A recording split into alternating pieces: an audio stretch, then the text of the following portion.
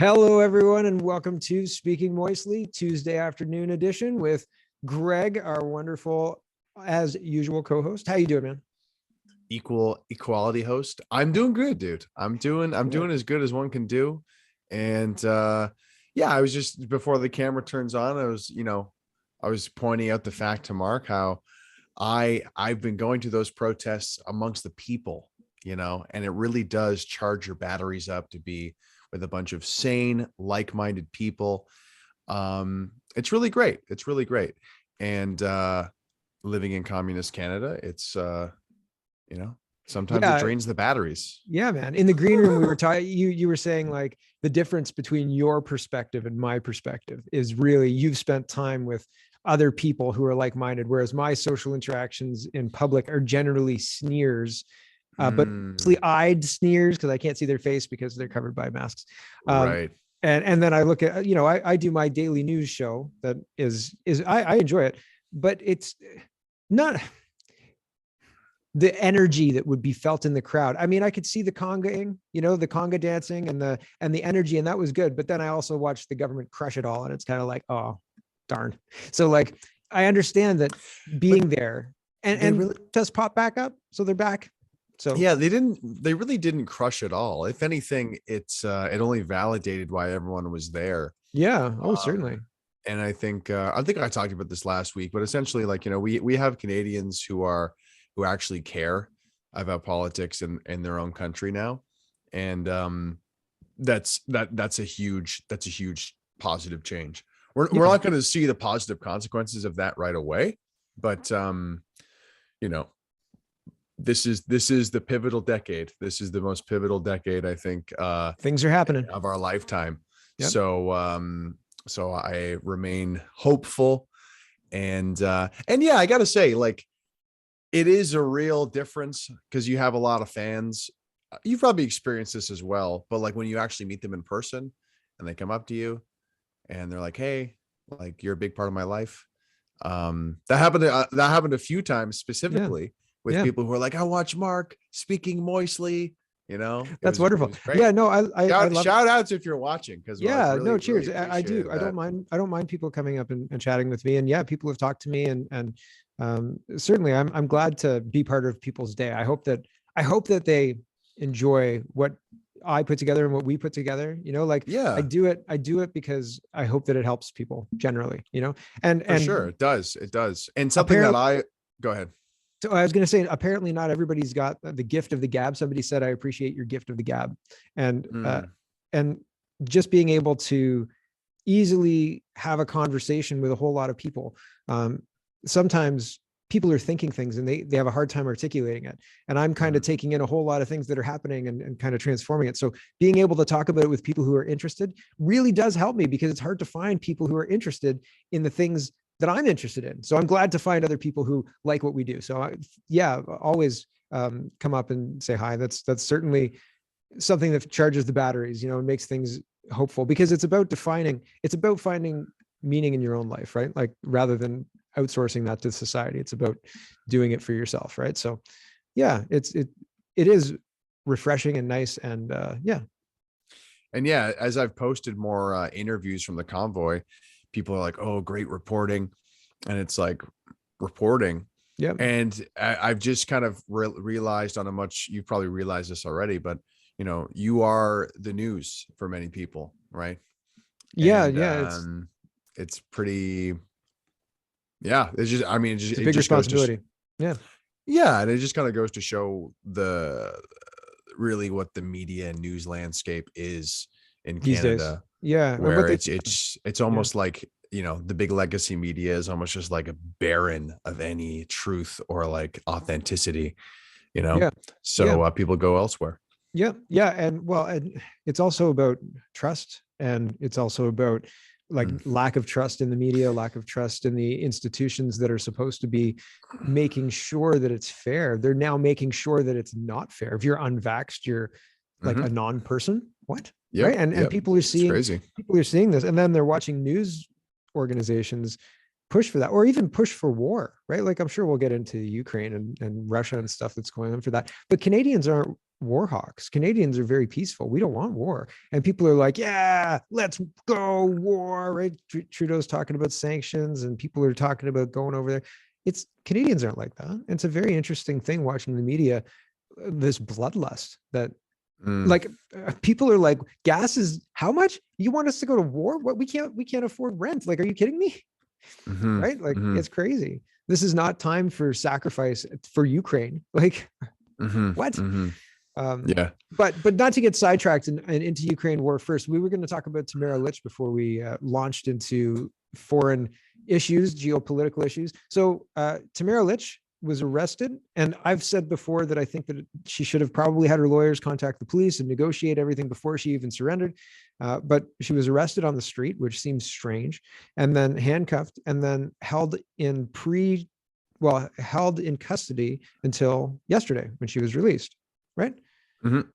And the first judge denied her bail because he said it's very, very serious. But we have people who are on gun crimes, committing like weapons crimes downtown Toronto, getting out on bail. And Tamara, who is a single mother, who encouraged mischief, according to the accusations, was too dangerous to release. And like, this is the country, you alluded to communist Canada, buckle up, we've passed the point of no return. Or that's what we were saying in the green room. And this is kind of one of those examples, right? And thankfully, the second justice who looked at this wasn't a liberal candidate who was followed by Justin Trudeau. The second judge said, yeah, probably we can release Tamara Lich with this surety. So, now she's free and she's on her way home, presumably. I hope so. But it's an incredible slap in the face of reality for anybody who thinks that we live in a rule of law society. We certainly do not. The rule of law has been bent and twisted into an unrecognizable, ghastly image. In my opinion. Yeah. I was talking with some protesters on Saturday because I was asking them if they have heard of Bill C-36. Yep. And the person made a kind of, sweet guy, but he kind of made a cute comment of like, oh, well, wouldn't that go against our Charter of Rights and Freedoms? And I kind of went off to say like, well, I mean, in many ways, since Trudeau's been in power, he's kind of been, undermining that. And in the past 2 years, he's basically thrown it out. And along with that, there's been so much legislation that's gone in there that is just so painfully broad. Like the language is like so broad. And it's like, if you're a legislator, if you're like a justice, if you're a judiciary, fill in the blank in terms of like our legal system, why are you not raising alarm bells about this? Like this broad language is a nightmare. And I guess maybe as a lawyer, maybe they're rubbing their hands together because it's like, oh, we could take weeks and weeks and hours to try and like sift through all this broad language and how it might apply here or there. And that's just one aspect. The other aspect is like, if you looked at the reporting of the convoy, they're saying Tamara Lich is like a danger, or they were trying to say Tamara Lich is this dangerous person. They're trying to say the convoy was going to try and overthrow the government. They came up with this whole Diagolon thing. I wanted to talk to you about Diagolon. We haven't got into that. How's Jeremy doing? Like, that's just, I can't even believe that, man. I can't even believe the lies, the just out and out blatant barefaced lies. And nobody's held accountable. They're talking about it in the Senate. Total lies. Lies. Total fabrications. I mean, to take a meme country, it's essentially a running joke created by a Canadian veteran. That's what Diagolon is. Okay. So for those who don't know, Jeremy McKenzie, aka Raging Dissident, you can go to ragingdissident.com to check him out. But he has a very popular podcast, actually. Like if you go to like Apple Podcasts and go to Canadian politics, he's in like the top 50 podcasts in the country. Would you call that like terrorist level popularity or insurgent level popularity? Like which one? Bruh, those honestly, if you've been to the convoy, those jokes got old. Like, but yeah, I hear you. Haha. I'm gonna high five myself. Forget it. Yeah. Hey, that's fine. But anyway, he's been streaming and doing this podcast for years, and regularly he does 3 streams a week for like 3 hours. Yeah, for 3 hours. So that's like 9 hours of content a week. And if you add up all that time, sometimes he's drinking, sometimes the one time he was on a pot brownie and he came up with this idea of Diagolon, a diagonal country from Alaska to Florida, connecting all of like the red states with like Alberta and other, right-wing minded places. And it was like a funny joke that has legs to it. And he added all sorts of weird, whimsical characters into like the lore of this running joke on a podcast. Dan Harmon did kind of the same thing and with Harmontown, only he had people who came in who were the comptroller and all sorts of people who were playing like roles. But yeah, it's very much like any sort of inventive podcast, community building. Community. Exactly community building. Yeah. And then unironically, not even kidding, we have members of parliament who are taking like merchandise from Diagolon or from this veterans podcast and trying to call it, I think they said neo-fascist accelerationist militia that wants a like racial tension and like they it's actually so incredibly absurd. Oh, but I know. Jeremy certainly had moments where he's like, is this real? I can't believe this is happening. But him and his community responded the perfect way, which is memeing the crap out of it. Yeah. They made fun of it. And making fun of it. And because it's crazy, man, because it's like it's literally like okay, we can't find any actual violent people, so we're gonna put up a literal false flag. And then after that, it's like, okay, let's get this like merchandise sticker from like this veterans podcast. We'll get this and we'll call this a hate symbol. And it's like, you guys are just reaching. You guys are just reaching so hard. See, the thing for me, the lesson for this for me is it doesn't matter what you intended. It doesn't matter what you meant by your joke of Diagolon or like my forum or my website or any of those things that I intended just to put up to maintain free speech, to have a place to talk about politics, because I drive my family crazy. I'm like, did you see this? And they're like, please stop talking about politics. So it's a good outlet, but they're trying to make those things into a way to attack citizens. And the podcasts and things that are done by Canadian alt media aren't for everybody, but that's okay. They're for some people. And taking that and misrepresenting that, twisting that into these people are terrorists who want to take down the country is an evil thing to do. It is something the Canadian government did. And it is something that is an evil, evil thing to do. And so there you are. I mean, like, here's what they did. And now we have to deal with that. And we're not going to deal with that. Trudeau's on a trip. The press is certainly not interested in this. The public has no way to hold them accountable. What are they going to do? Get 50,000 trucks and take them to Ottawa? Exactly. Right? Exactly. Yeah. So how do we deal with this? Right. Yeah. And I think the bigger one, obviously that Diagolon thing and trying to vilify this like community started by a frustrated veteran is one thing. But I think the bigger representation of that's going to resonate with Canadians is simply how the convoy was covered by the mainstream media. Like there's still like official reports of it being like this far right group. Yeah. And the whole reason GoFundMe pulled the funding was because the mayor alleged that there was damage and graffiti and all sorts of illegal stuff going on. No onus to prove it. They just alleged that this stuff was happening. And so they shut down the GoFundMe. It's insane. Yeah. Like that's not legal. Yeah. And as time goes on, the credibility of the news media has gone down, and people are seeing that massive lie that was propagated. And because I mean, like the Trudeau regime is in an interesting place right now where they're doing all these weird power plays, but people are kind of fed up with it. Like there's a lot of people who are kind of like, not really, they're kind of seeing it for what it is and like, yo, is this Trudeau guy done yet? Like, this is kind of ridiculous. And of course the news media won't have you believe that, but like I've talked to people who are very, very centrist, and even they are like, I can't believe they've done this. Like, I can't believe that they're freezing bank accounts. There's a lot of people saying that type of stuff. Well, the bank account thing is they screwed up massively. And I think they didn't realize that how big that was. And I think at the same time, it's almost like, Mark, they're incredibly out of touch. Yeah, but it's more than that. Like, so Freeland's not a fiscal wizard or anything like that, right? She's a reporter, right? Right. So my point with that is she doesn't have the experience to look in the future and be like, if we do this, this is the obvious or one of the potential reactions from the public, a bank run. And then as soon as Monday morning showed up and people were like, what the ever loving heck have you done?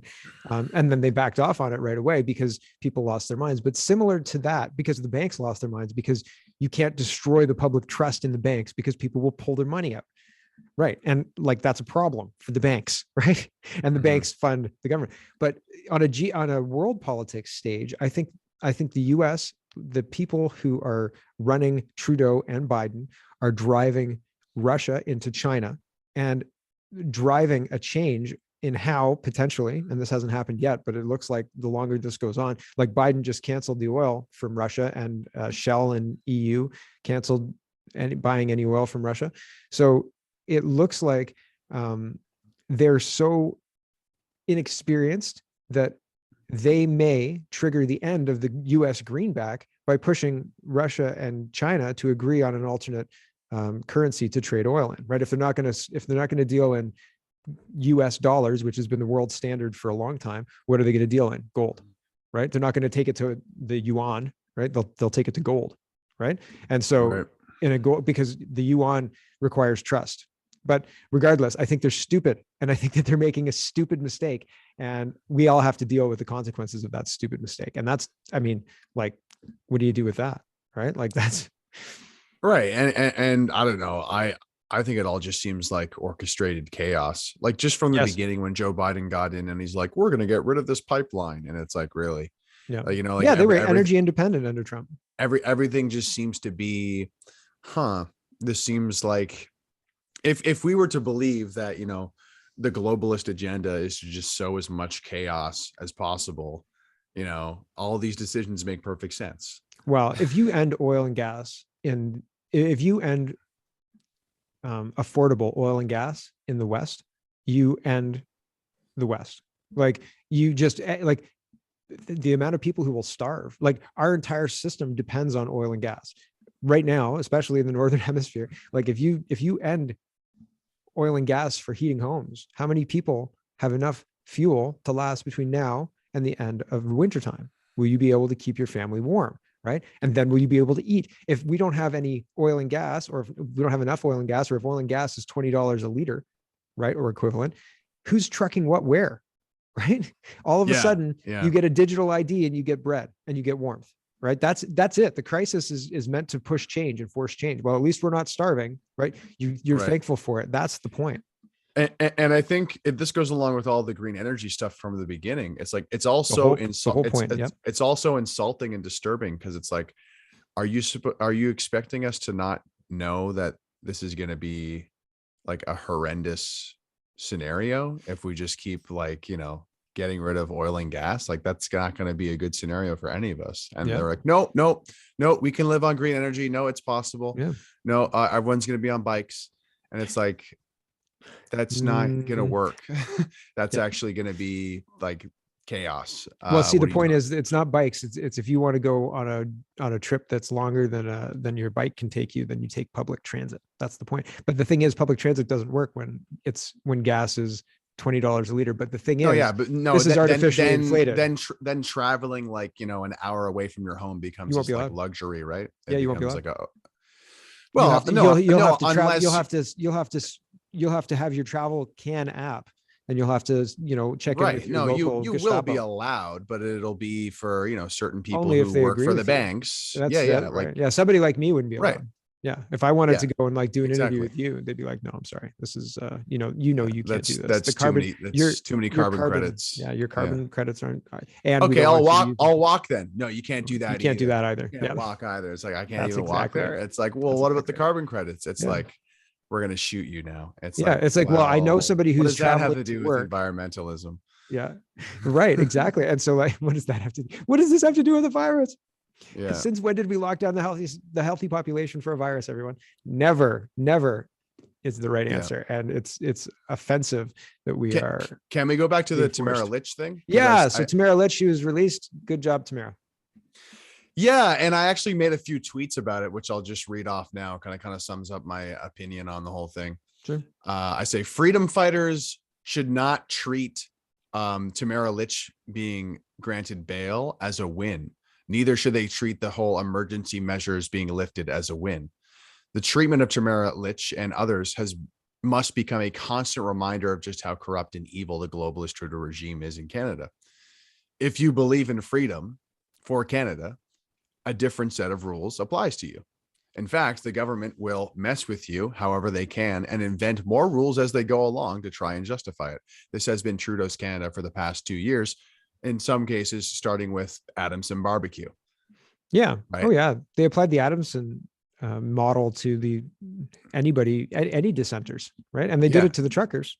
Yeah, and he was definitely the canary in the coal mine, where it's like, oh, you try and defy the rules, like we will crush you with our entire local police force for your one, and then little, charge like, you for it for your one little brisket operation. Yeah. And then finally I say, oh yeah. And the Conservative Party of Canada is made up of a bunch of cowardly World Economic Forum loving grifters and opportunists who didn't stand up once for the rights of Canadians over the past 2 years. Remember this, as they now continue to steal the exact same talking points as the Freedom Convoy. Oh yeah. Yeah. Well, I mean, they know it's popular what the Freedom Convoy we're doing.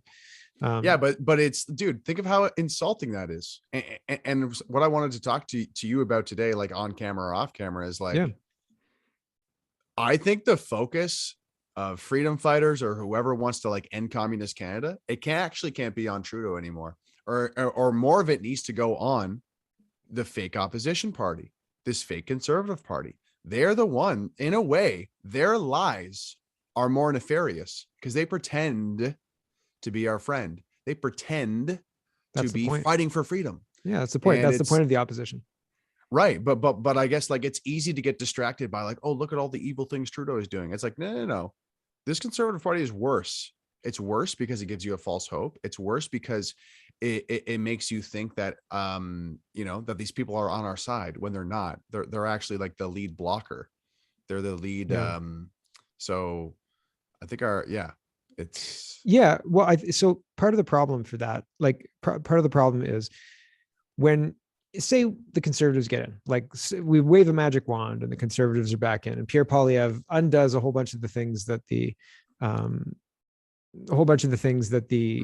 no. He would just pitch QR. He would pitch QR codes. Just pretend. Just go with me on this thought experiment. Just pretend. So he waves it, like Poilievre gets in and he's repealed things, and so Canada looks like it did in 2018. Did we win? Do you see what I'm saying?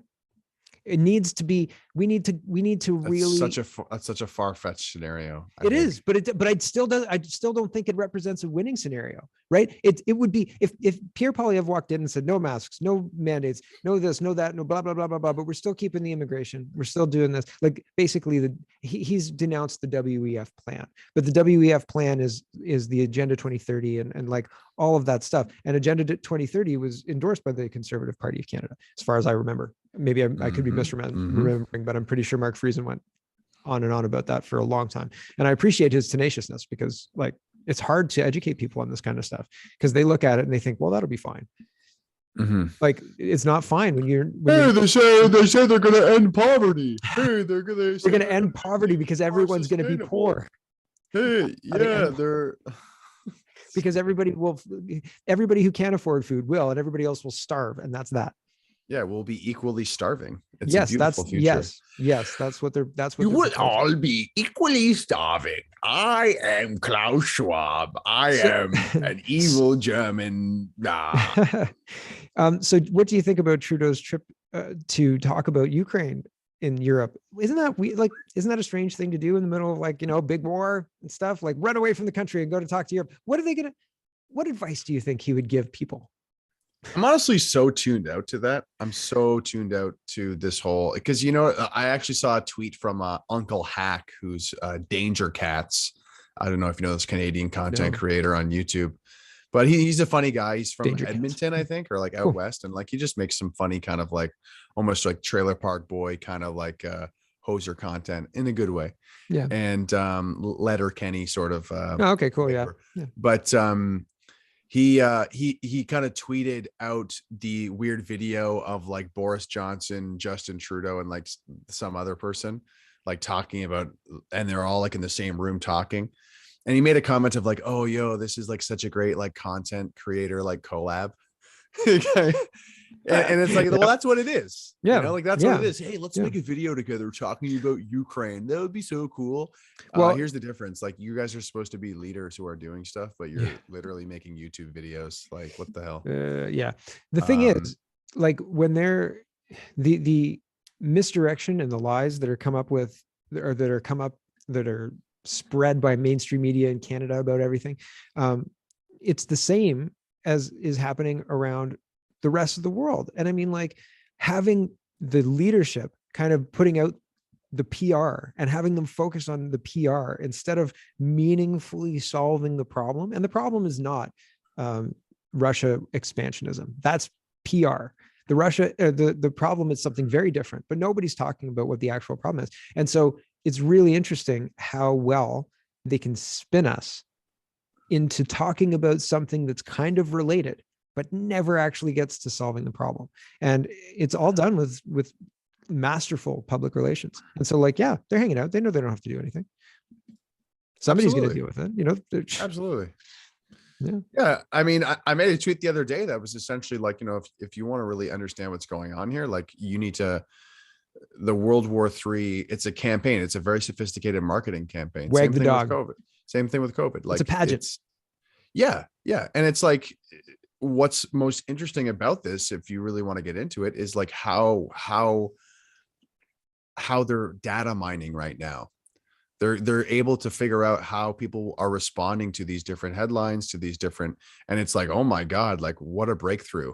Holy crap. We got a whole bunch of people to put Ukrainian flags into their bio based on like these 3 headlines. That's a lot of paid for people, man. All those are, not all of them, but there's a lot of bots. And like Facebook bots. Like, I think to myself, Mr. Smith, you know, in the Matrix, when I start getting swarmed by a whole bunch of people who are like, oh, you're so stupid, blah, blah, blah, blah, blah. I mean, 9 out of 10 of them have like 10 followers for, you know, accounts that are 7 years old. But dude, there's real people. I know there's real people who are real people, but unfortunately programmed.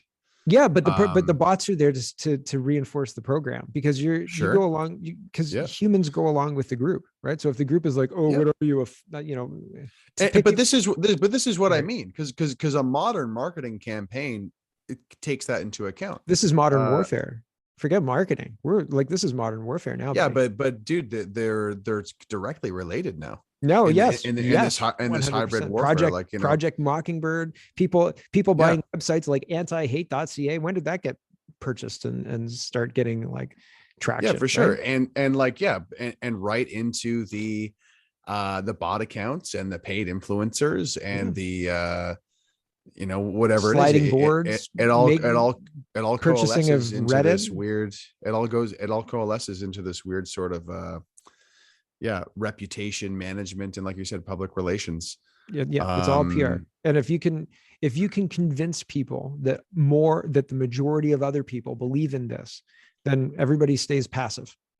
That's basically what it is. And I think that this is like what we're watching. And I was having a conversation with another friend of mine earlier today, and we used to play Risk together. So he fancies himself like a war expert. I'm like, dude, it's Risk. We used to play Axis and Allies too. But he was saying that, dude, it's Risk. It's no way. Pieces of plastic on like this is not war. Yeah. Yes, Australia gives you an advantage. There's no denying this. Anyway, you see that Ukraine rolled a 5 there. The Ukraine is weak. I don't think that translates. But no, so he was saying that basically, oh crud, I can't remember what he was saying. Risk. He knows war. He knows warfare. He was saying basically, why doesn't, if the real reason behind all of this is Biolabs and the US, and you know, the US is putting Biolabs on Russia's doorstep, and and if Russia's finding these things, which they are, and I showed that on my show this morning if you want to watch that, they're announcing these things through certain things. And my friend's like, well, Russia or well, Putin would be saying it in English. I said, nobody would. If Putin got on TV right now and said, here's what we're finding, and like, this is, dear the West, like, you guys have been using dark CIA bioweapon sites in Ukraine to create bioweapons. Would anybody believe him? And my friend was like, yeah, because it's Putin. I was like, right. So like the reason, and have you been watching Putin's speeches? I guess my friend has, but there's yesterday, 13 hours ago, there was a Russian communication talking about the biolabs they're finding in Ukraine, and the enhancement of like the bioweapons, the gene therapy or enhanced gene work, et cetera, et cetera, et cetera. I can send you the link. It's in my show's notes today, if you're interested in that. So. Yeah. I mean, once again, what bothers me about this whole conflict is I feel like 95% of people know less than 5% of the information, and they're just kind of acting on that and saying, oh, this is bad, and Putin's bad, and that's it. And it's just really frustrating to see. Not even frustrating, it's scary to see so many people so passionate about something, and it's like almost like they don't even know why they're so passionate about it. Well, here's something that I wanted to talk about. So like the overnight transition from COVID to Ukraine was seamless. No questions asked. It was like, this is important. Now it's not important. Now Ukraine's important. Russian war. So, but in the real world, so like I said, if Putin got up and said, hello world, I'm going to speak English now, so all the West understand me, and this is what's going on, everybody wouldn't be like, oh, well, thanks for telling us, Vladimir. We appreciate your honesty. Let's behave as if you're telling us 100% truth. We've got some cleaning to do. Do you think that would happen? Right? Like fundamentally, I don't. Right? And I think that would just trigger more spin, more lies, more obfuscation, and like a full-blown world war, like a full-blown, like nukes have escaped, dark black site nukes have gone rogue, whatever you want to call it, something, aliens have arrived. Well, I mean, world would end. See, what I think is interesting about that scenario is like, does the legacy Western media in the States and in America, do they actually play full entire clips of what Putin says in its entirety?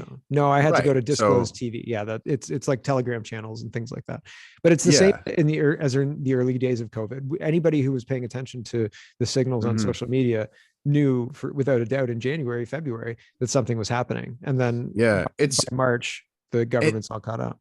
I'm just thinking it's interesting to look at the two different camps right now and what they're both doing, because if you look at somebody, I'm not even going to use the left and right wing paradigm anymore. If you look at what like freedom fighters are looking at, they are slowly learning about the politics of Ukraine and Russia. They're learning, oh, I didn't know this whole thing with NATO. I didn't know this whole thing going on stuff. With the Donbass region. I didn't know about the Luhansk and the Donetsk republics and that whole history. Oh, I didn't know that. I didn't know that about 2014. Yeah. They are learning things. And then the people who are maybe not so much freedom fighters, who are maybe being programmed, what are they doing? Are they just like signaling?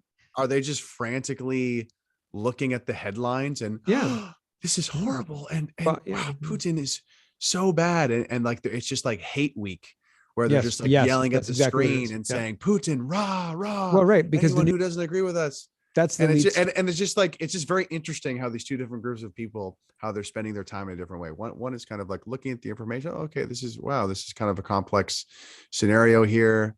And the other people are just like kind of emotionally reacting like children. Yeah. I had a friend of mine send me it's supposedly Ukrainian troops engaging Russian troops, excuse me, on from a rooftop in some area, I'm not sure which. And he said, there's your non-existent Ukrainian army. Because I said, like, I don't really think, it doesn't make sense that the Ukrainian army is still standing, because they've got so much territory to protect. They don't have the people. Like, as far as I can tell, they don't have the people. As far as I understand it, they were overwhelmed pretty soon. And like, That's why Zelensky was asking for foreign fighters. So maybe they're doing guerrilla Mhm. tactics. They might have small groups that are like shooting, but Yeah. this does not represent a coordinated group of Yeah. people who are fighting a war. But he was like, oh, here they are. And I was like, the sun never lies, man. You're right. Exactly. Yes. You've proven me correct, or you've proven you correct and me wrong. So I just thought it was funny. Like, I think that the people who, like the people you're talking about, the people who are potentially being programmed are trying to be informed. I think they're trying to be, um, to inform themselves. But if you look at BBC, if you look at any news station, the lead story is, like Russia, Ukraine is about to defeat Russia. Russia's about to turn tail and run. They're such a ridiculous country. It's so funny. Ha ha ha. But the reality is very different. Like, Ukraine's not going to defeat Russia. And my friend who knows war, I was like, okay, so Ukraine is on the verge of defeating Russia, who never bothered to take air superiority in the invasion, who never bothered, Mhm. right? Like, you understand how crazy this sounds? It doesn't sound rational. It sounds like it sounds like the media story. It sounds crazy. It doesn't Mhm. sound like what's happening. And I mean, maybe, and I may have brought this up before, but maybe this news cycle represents the very first kind of like post-COVID like phenomena of like with how the news is going to work now, where it's like we're gonna throw a bunch of random information at you, and this is going to be the story. There's a lot more to the story. Oh, there's a lot more to the story, but we're just going to run with these few headlines and kind of like develop a Yeah. story this way. And that might sound crazy, but I truly think that this fear campaign for the past 2 years, it has had a psychological effect on people. Yeah. Oh yeah. Sure has. People are I think the fear has really stripped away. It's been a natural lobotomy. It's been a news induced lobotomy. Like people's prefrontal cortex have just left the Wow. building. But there's Okay. a whole bunch of other things that have gone on to that as well, like the shortening of our people's attention spans, the Mhm. the That's fair. phones Yeah. that people have become addicted to, the People breathing in less oxygen, yeah, really, oxygen the depletion. That the probably adds up, dude. protein or the spike thing that's floating around everybody's bodies these days because they've been mandated to have vaccines. Oh I've boy. heard people saying, oh, I've noticed people's moods change and blah blah blah. I don't know. I haven't Mhm. noticed that so much, I but and I guess like we don't have to worry about this, but it must suck to be one of these pro mandate, pro jab people, because they must have a whole sort of concert of stresses about, well, the virus still, and yeah, the masks still, and they're the same some people people. haven't gotten the vax still, They're the and same like they're people. still all caught up in this, like the same kind of I don't know, masturbatory fear party.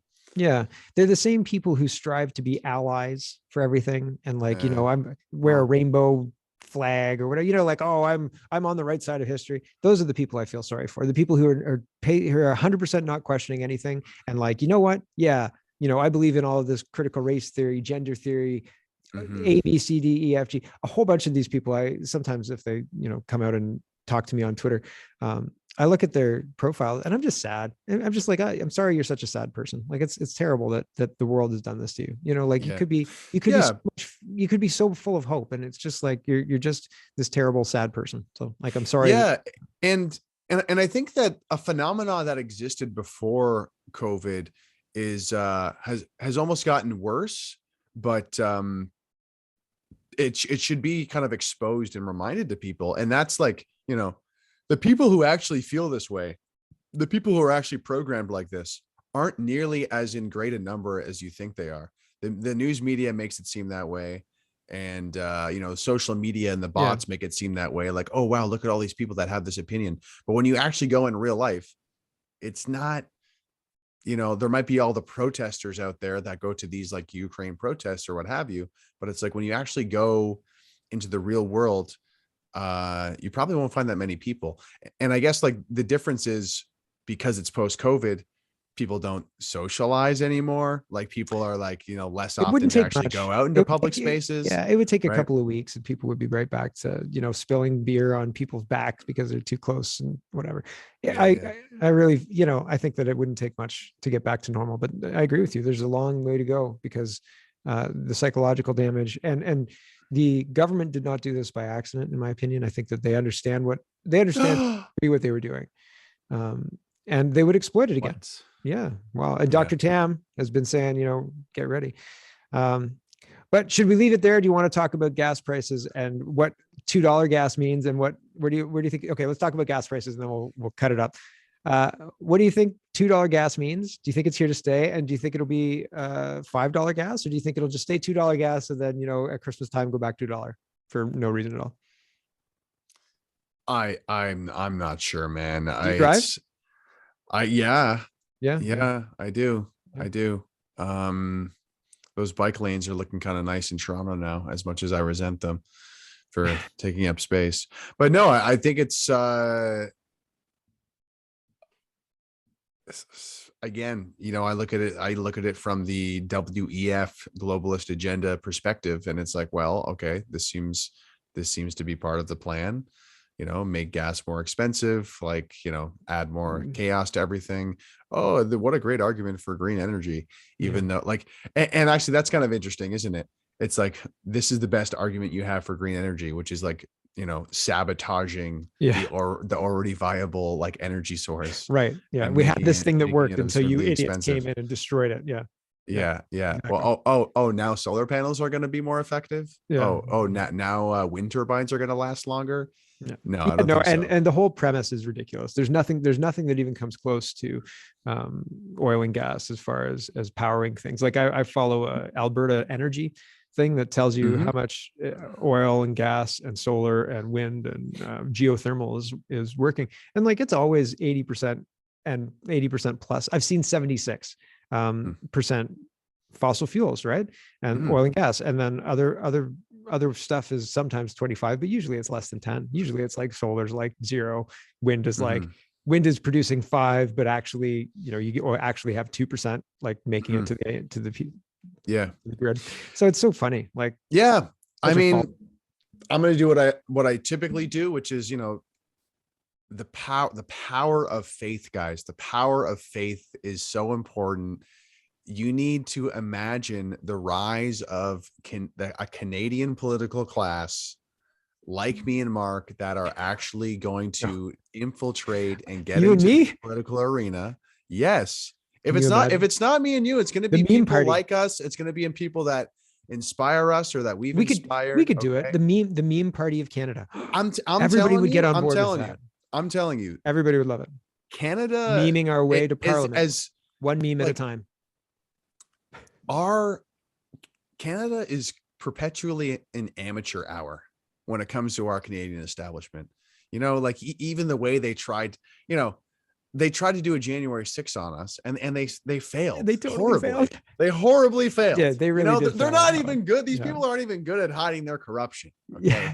Yeah. So it's we called it too. We were like, they're going to try this. And then, so the truckers were like, you know what? We'll just take care of the city. We'll shovel things. And then they're like, but it's the worst. It's the trucker convoy for me has been such a resurgence of actually being like, wow, all these ideas of what I thought Canada was is actually true. It's actually here. It's actually real, Yeah, it does exist. And you can touch it.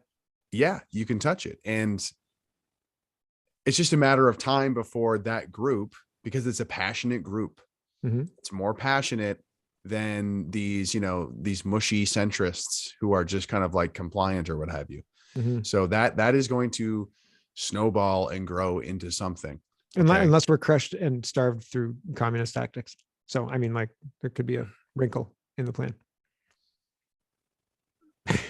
You don't have to come with us. If you don't want to. You can just roll over.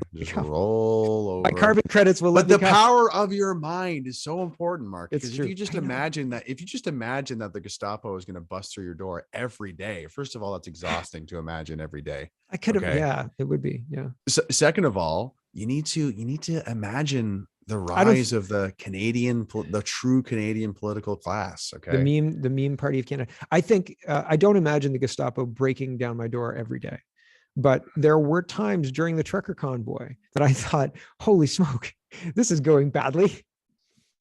And just because of the way the government's acting, not because of anything the truckers did. But I digress. I am very hopeful. Eventually we will win but our timelines are different on that. And I hope that we win like sooner than later. And I mentioned this to you before. We don't really know what winning looks like. No, we don't. We don't have win conditions. So like a lot of like 2018, the trucker convoy in many ways is a big sort of, I think is a big sort of step in the right direction. Yep.